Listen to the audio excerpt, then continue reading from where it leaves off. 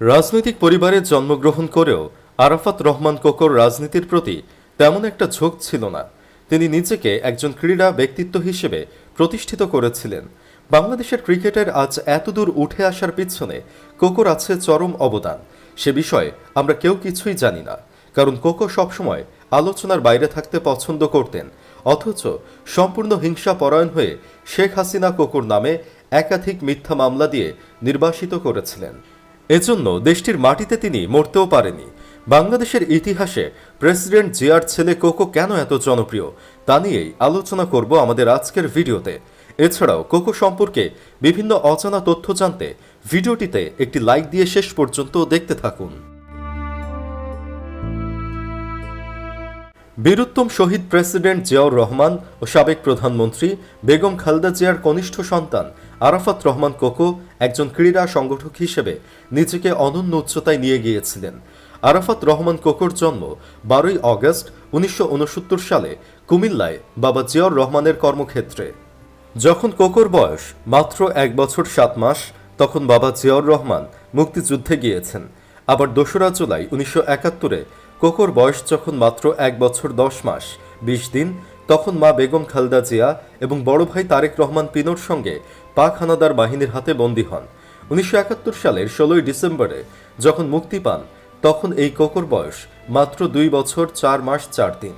1975 সালের নভেম্বরে বিপ্লবের সময় বাবা জিয়াউর রহমান বন্দী হন, আবার রাষ্ট্র ক্ষমতায় অধিষ্ঠিত হন। তখনও কোকো মাত্র 6 বছরের। বাবা জিয়াউর রহমান 1981-তে যখন শহীদ হন, তখন আরাফাত রহমান কোকো মাত্র 11 বছরের কিশোর। জীবনের প্রথম 10টি বছরে কোকো কিছু বুঝে উঠবার আগেই স্বাধীনতার যুদ্ধে বন্দী হয়েছিলেন, আবার পিতৃহারাও হয়েছেন। এরকম বিস্ময়কর শৈশব কৈশোর আর সমস্ত চ্যালেঞ্জিং পরিবেশ পেরিয়ে কোকো পরিণত হয়েছিলেন। অবুঝ শৈশবেই 1971-এ পাক হানাদার বন্দিশালায় আটক হওয়ার পর দ্বিতীয়বার 2007 সালে অবৈধ তত্ত্বাবধায়ক সরকারের সময় বন্দী হন। 2008 সালের 17 জুলাই মুক্তি পেয়ে চিকিৎসার জন্য বিদেশে যান। 2015 সালের 24 জানুয়ারি মালয়েশিয়াতে মাত্র 45 বছর বয়সেই তার জীবনাবসান হয়। আরাফাত রহমান কোকো ব্যক্তিগত জীবনে খুবই সাধারণ ও অন্তর্মুখী স্বভাবের ছিলেন। একজন ক্রীড়া সংগঠক হিসেবে বাংলাদেশের ক্রীড়া অঙ্গনে ঐতিহাসিক অবদান রাখলেও প্রচারের আলো থেকে নিজেকে সরিয়ে রাখতেন। কোকো 2002 থেকে 2005 সাল পর্যন্ত বাংলাদেশ ক্রিকেট বোর্ডে থাকাকালীন সময় ক্রিকেট রাজনীতি মুক্তকরণ যেমন করেছেন, তেমনি বিরোধী দলীয় নেতা সাবের হোসেন চৌধুরীর সঙ্গে কাজ করে বাংলাদেশে অনন্য নজির স্থাপন করেন। তার সময় ক্রিকেট তরতরিয়ে এগিয়ে যেতে থাকে। বাংলাদেশ হারিয়ে দেয় অস্ট্রেলিয়ার মতো দলকে। সে সময় বাংলাদেশ ক্রিকেট বোর্ডে যারা দায়িত্ব পালন করেছেন, তাদের অধিকাংশই ক্রিকেট খেলোয়াড় ছিলেন। ফলে তাদের ক্রিকেট জ্ঞানের সীমাবদ্ধতার জন্য ক্রিকেটে বাংলাদেশ তেমন কিছুই করতে পারছিল না। কিন্তু কোকো বোর্ডে যুক্ত হওয়ায় বদলাতে থাকে ক্রিকেট। কেননা প্রেসিডেন্ট পুত্র কোকো ডিওএইচএস ক্লাবের হয়ে দ্বিতীয় বিভাগে ক্রিকেট খেলেছেন। এজন্য তিনি জানতেন একজন ক্রিকেটারের ভালো করতে হলে কি কি প্রয়োজন, আর সেই অনুযায়ী ব্যবস্থা গ্রহণ করেছিলেন কোকো। একজন প্রধানমন্ত্রীর সন্তান হিসেবে দ্বিতীয় বিভাগে খেলাটা পারিবারিক শক্তি না দেখানোর মতো বিনয়। এ ধরনের বিনয় তার পুরো ক্রীড়া সংগঠক জীবনে লক্ষ্য করা যায়। যেমন ক্রিকেট বোর্ডের নিয়ম অনুযায়ী সরকার যাকে ইচ্ছা তাকেই বোর্ড সভাপতি করতে পারত। কাজেই ক্ষমতার চূড়ান্ত ব্যবহার করলে বোর্ড সভাপতি হতে পারতেন। না হয়ে বোর্ডের অধীনে ডেভেলপমেন্ট কমিটির চেয়ারম্যান হিসেবে দায়িত্ব নিয়ে আমূলে বদলে ফেলেছেন বয়সভিত্তিক ক্রিকেটকে। এমন কথা কেউ বলতে পারবে না তার বলয়ের বাইরে বাড়তি কোনো হস্তক্ষেপ কখনো করেছেন। ডেভেলপমেন্ট কমিটির চেয়ারম্যান হিসেবে হাই পারফরমেন্স ইউনিটের মাধ্যমে ভবিষ্যৎ ক্রিকেটার তৈরির পাইপলাইনের সূচনা তার হাত দিয়েই। একথা সর্বজন বিদিত যে সাকিব, তামিম, মুশফিকের মতো ক্রিকেটাররা হাই পারফরমেন্স ইউনিটের মাধ্যমেই নিজেদের প্রতিভা বিকাশের সুযোগ পায়। মোদ্দা কথা, খেলোয়াড় তৈরির ধারাবাহিক পাইপলাইন তৈরি হয়েছিল ডেভেলপমেন্ট কমিটির মাধ্যমে। তার মূল কারিগর ছিলেন কোকো।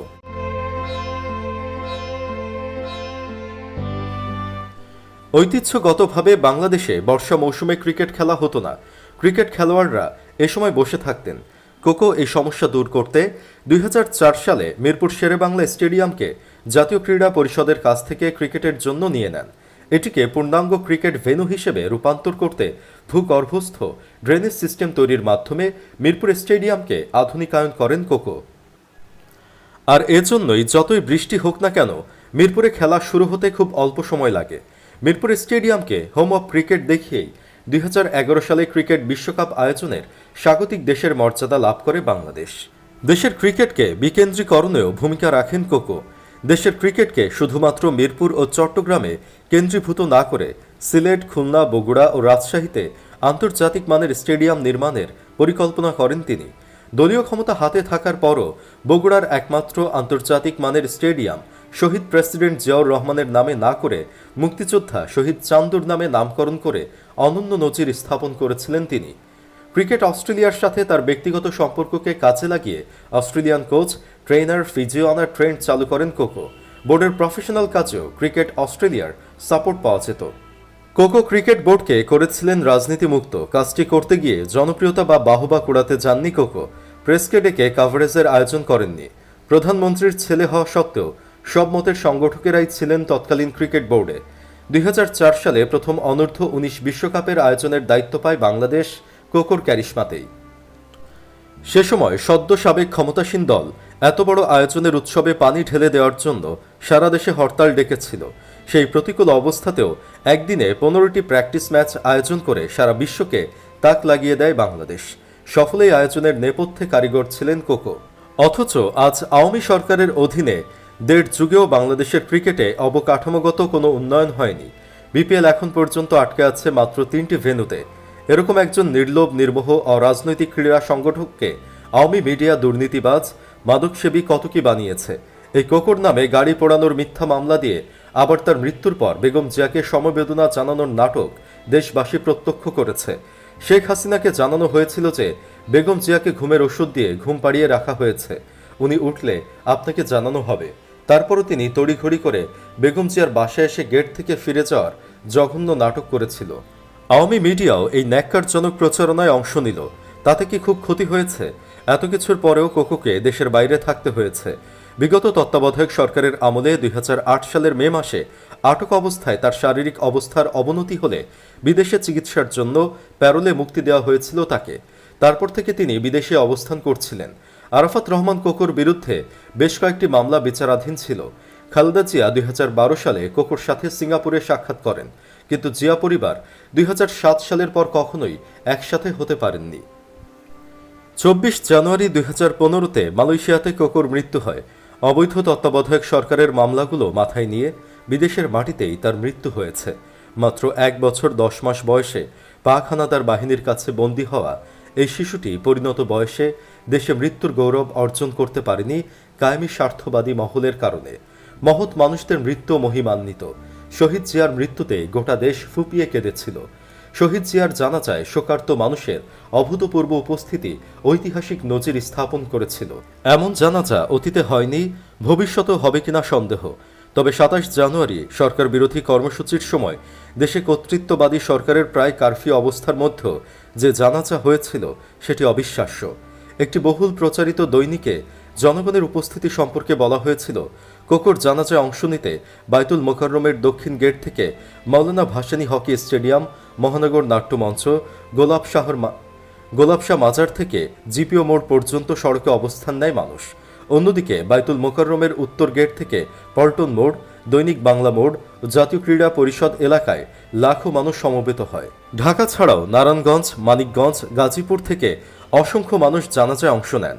কোকোর জানাজায় অংশ নেওয়া মানুষের সংখ্যা কত ছিল বিভিন্ন দৈনিক বিভিন্ন তথ্য দেয়। কেউ বলে 10 লাখ, কেউ বলে 15 লাখ, আবার কেউ বা বলে 20 লাখেরও বেশি।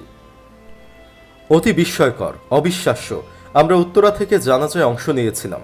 রাস্তায় এয়ারপোর্ট ও রামপুরা ব্রিজে আমাদের সিএনজি চেক করা হয়েছিল। আমাদের পরিচিত অনেকেরই এরকম পরিস্থিতিতে পড়তে হয়েছে।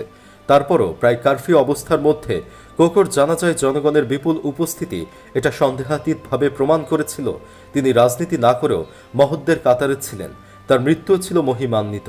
এমন মহিমান্বিত মৃত্যু অনেক বড় নেতারও ভাগ্যে জোটেনি। সুপ্রিয় দর্শক, ব্যক্তি হিসেবে আরাফাত রহমান কোকোকে কেমন লেগেছে জানাতে পারেন কমেন্ট করে। আল্লাহ যেন তাকে জান্নাতবাসী করেন, আমিন। চাইলে আপনিও কমেন্ট বক্সে একবার হলেও আমিন লিখতে পারেন। ভিডিও ভালো লাগলে লাইক দিন এবং শেয়ার করুন। চ্যানেলটি এখনও সাবস্ক্রাইব করে না থাকলে সাবস্ক্রাইব করুন।